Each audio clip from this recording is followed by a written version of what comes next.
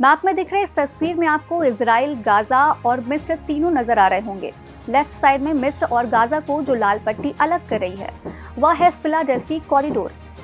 इसे Philadelphi root के नाम से भी जाना जाता है। इजराइल, गाजा और मिस्र, इन तीनों के लिए ये क्षेत्र रणनीतिक रूप से काफी अहम है। ऐसा इसलिए क्योंकि इस क्षेत्र से तीनों सीमाओं पर नजर रखना संभव होगा। दरअसल साल 2006 में मिस्र और गाजा पट्टी के बीच एक सीमाई क्षेत्र बनाया गया था, जिसके उत्तर में भूमध्य सागर है, दक्षिण और पूरब में इजराइल का अबू सालेम क्षेत्र और पश्चिम में मिस्र स्थित है। 14 किलोमीटर यानी करीब 8.7 मील लंबी ये पतली पट्टी फिलाडेल्फी कॉरिडोर के नाम से जानी जाती है। इसकी चौड़ाई केवल 100 मीटर है और ये गाजा की मिस्र से लगने वाली 8 मील लंबी सीमा से लगा हुआ है। इसे साल 2005 में मिस्र और इजराइल के बीच हुई शांति संधि के तहत बफर जोन घोषित किया गया, ताकि इसके जरिए होने वाली हथियारों की तस्करी पर रोक लगाई जा सके।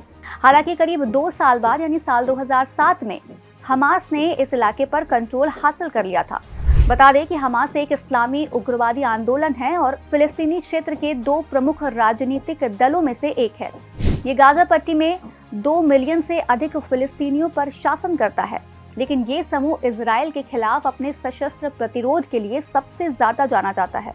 अब ये इलाका हमास के लिए बहुत महत्वपूर्ण था और इसके जरिए हमास ने अपनी सैन्य क्षमता में जबरदस्त बढ़ोतरी दर्ज की थी। ये भी बताया जा रहा है कि हमास इस रास्ते के जरिए विदेशों से हथियार मुहैया करवाता था। अब साल 2006 के बाद ये पहली बार है जब इजराइल ने गाजा और मिस्र की सीमा पर स्थित फिलाडेल्फी कॉरिडोर पर कब्जा कर लिया है। इस कॉरिडोर पर कब्जा करने का मतलब ये हुआ कि करीब पूरे गाजा पर अब इजराइल का नियंत्रण रहेगा।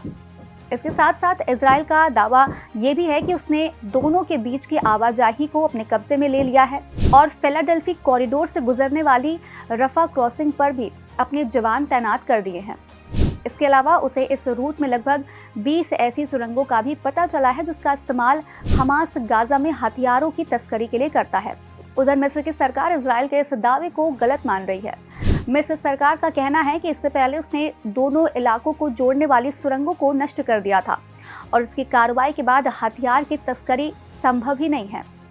उनका कहना है कि इजराइल का ये दावा इसलिए है ताकि वह फिलिस्तीन शहर रफा में अपनी सैनिक कार्रवाई को जारी रख सके।